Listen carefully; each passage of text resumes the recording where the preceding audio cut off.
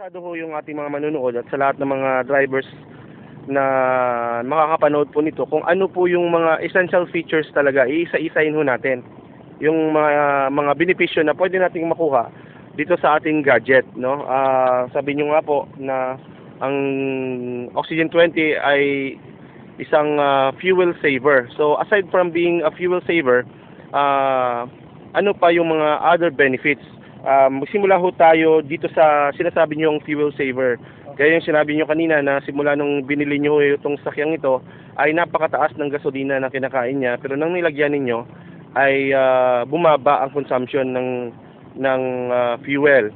Now, ano ho yung estimated range po ninyo ng kapag ang mga sasakyan ay lalagyan ng gadget na to, ano po yung sa tingin niyo guaranteed na range kung saan matitipid ng ating mga riding or mga drivers sa gadget na ito? Okay. Napakalaki yung tipid niya ho. Dahil sa ngayon, ang estimate ko is 40 to 60% yung 40 to 60%. 40 to 60% ho talaga. So halimbawa pong magpo-full tank po sila, ang magagamit lang diyan is 38% lang ho ang magagamit lang kapag magpo-full tank sila. So ibig sabihin, mas marami pang maiiwan. Marami pang maiiwan. Ng gasolina. Okay. So sa sinasabi niyo pong fuel saving benefits or feature ng Oxygen 20, meron ho ba kayong ginawang testing or pagpapatunay na talagang nakakapagpapatipid talaga? Kasi may mga iba kasing mga lumalabas na mga gadgets na kung saan sinasabi po nila na talagang nakakapagpapatipid daw yung kanilang mga gadgets, pero hindi naman ho nakikita or hindi nila pinapakita yung kanilang katibayan or pagpapatunay na kanilang mga claims. Meron ho ba kayong nagawa ng testing or gaano na ho katagal nagsimula itong pagde-develop nito ng gadget na to? Okay. Sa katunayan ko, sinimulan ko ito noong 2002, March 2, 2002. So, pumasok ito ng isang idea na paano gawin na maging matipid yung gasolina dahil sa taas nga ng gasolina natin. Parang talagang aray, tayo itong unang natatamaan kapag tumataas yung gasolina. So, okay, hanggang dumating yung panahon na nakaipon ako ng sapat na pera para ilabas ko na, ito na ang resulta ngayon. Maraming katunayan na ito ay totoo na makakapagtipid siya dahil unang-una, yun nga sabi ko, 40 to 60% yung matitipid niya at saka maraming benepisyo matatanggap mo. Yung makina, kagaya nito, matanda na yung itong makina ito, mahirap na ito mag-start kapag umaga. Ibig sabihin, kapag i-start mo ito ng malamig sa umaga, talagang matagal, tapos mamamatay siya. So ngayon, nung kinabitan ko na ng Oxygen 20, in one click, in one start, aandar na siya agad. So ibig sabihin, isa-start siya. And then, mabilis yung RPM niya. Kapag pinaandar mo lang pwede mo lang ipatatakbo siya. Dahil yung kondisyon ng makina parang matagal ng mandang. So, big niyo po sabihin, aside from makakapagpapatipid ho ito ng gasolina, mabilis siyang paandarin. Dahil nung sinabi niyo kanina na kadalasan nung kasi sa pagkakaalam ko sa lahat ng mga may sasakyan, nahihirapan silang paandarin sa umaga ang kanilang mga sasakyan. Pero ho sa gadget ninyo ay pwede na kaagad in just one click, mapapaandar na ang iyong sasakyan? Normal pa. At hindi lang yan. Yung temperature ho ng makina, pinababa niya talaga.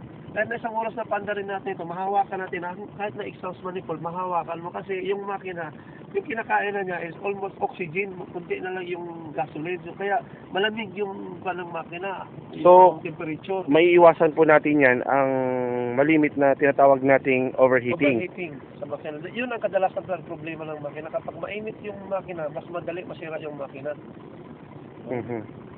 So napakainam po at napakaganda naman po kung sinasabi ninyo kung talagang totoong aside from the 40 to 60% fuel saving, mabilis pang umistart at mas mabilis ang kanyang RPM response at yung acceleration ng sasakyan. Even use na ang makina or matagal na. Matagal na yung makina. Okay.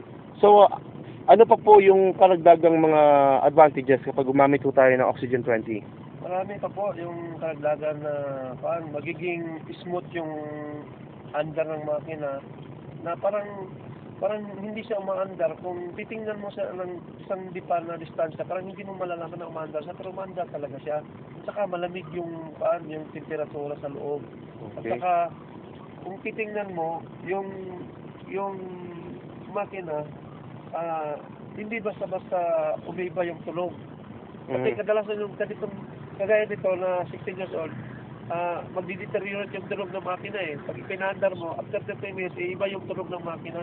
Okay. So, ito hindi. Alam mo, tuloy-tuloy siya. Normal talaga. Sir, paano naman po halimbawa kapag kayo ay nakatigil or naka-low gear ba, baga, yung sinasabing naka-idle yung engine na hindi umaandar, for example, nasa traffic kayo. Kapag nilagyan ho ba ng oxygen 20, kadalasan kasi yung iba, namamatay yung kanilang makina. Ano pong performance nito? Ano pong masasabi nyo dyan? Hindi, kung sa traffic, talagang matipid siya kasi pag huminto ka, hindi ka na tumatakbo, yung gasoline na regular na kinakain na, hindi na niya kinakain yun. Puro oxygen na lang yung kinakain. Yung kasama ng oxygen, parang vapor na lang, gasoline vapor na lang yung pumapasok sa loob. So, ibig sabihin, kapag mataas yung traffic, hindi ka kailangan na maging worried kasi yung gasoline nito, wala na, maliit na yung kinakain niya. Oh, okay. Talagang, So, hindi ho talaga mamamatay. hindi mamata, saka hindi init yung makina. Kung nasa heavy traffic ka, hindi ka mawirid kasi yung temperature nga, ganun pa rin, hindi yung naangat. Kasi alam niyo po sir, may mga karanasan po ako na sumasakay ako sa isang halimbawa taxi. Ang taxi na yon ay LPG converted. No, ang napapansin ko minsan biglang namamatay yung makina ng sasakyan. Hindi rin ho ba mangyayari yan kapag naikabit yung gadget na to sa mga sasakyan? Hindi yan mangyayari kasi ito is mayroon siyang tamang sukat ng adjustment dito sa makina na talagang normal yung andar niya kahit na isang araw pa ito paandarin, hindi talaga yan mamamatay. At at least kung maubusan talaga siya ng gasolina, saka pa siya mamamatay. Pero sa sinasabing naka-standby ka na sa traffic, hindi normal talaga yung function. Abay sa lahat po ng mga sinasabi niyo sir, talagang nagugustuhan ko po yung narinig ko kasi sabi niyo nga maraming tipid sa fuel, madaling mag-start, mabilis ang RPM response at acceleration, at saka yung power ng makina, and then hindi namamatay ang makina kapag nasa idle, at saka mabilis siyang mag-start.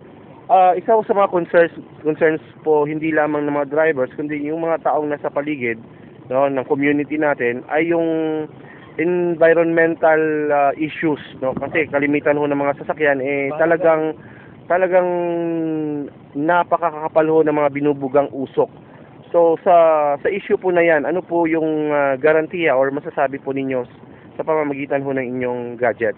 Ito, napakaganda ho ang tanong mo sir, pero ang katunayan ho nito, pasado ho ito sa lahat ng test ng emission sa LTO kasi sinubok ko na ito sa 3 beses na ho na talagang hindi nagbago yung resulta ng emission test. Ang sulfur ho nito is 1.78% na ho. Ang pasado ho sa ganitong modelo sa 1992 ho, ang passing grade ho nito is 4.5%. Ibig sabihin, yung carbon monoxide ko is talagang maliit na. So lilinawin ko lang po sir, yung carbon monoxide na binibuga ng inyong sasakyan is 1.78% lang. Okay. At ang passing ng emission ay 4.5. Okay. Abay, napakalayo nga naman. Saka yung hydrocarbon na sinasabi natin, yun talaga nakakasira sa ating katawan no, sa lungs natin, yung carbohydrate, talaga ang chemical na nakakasira talaga is 247 ppm. Ano po yung standard po ng emission? Ang standard ng emission is 800 ppm. Napakalayo sa 247 compare mo sa 800 ppm. yung passing grade ho ng hydrocarbon ito. Ibig sabihin, sa luma ng sasakyan ng 1992 model, hindi na ho kailangan na i-define natin na papasa siya kung wala kang ikinabit na gadget kasi dito sa andar na ito mahirap na siyang paandarin. Ibig sabihin talagang malaki yung usok na inilalabas na ng carbon at saka hydrocarbon, so hindi ka talaga papasa. So sa nilagyan ko na ito ng gadget, talagang nawala yung usok at saka tubig na yung lumalabas sa likod. At tubig na mo yung lumalabas sa tambutso. Ibig sabihin, malinis talaga.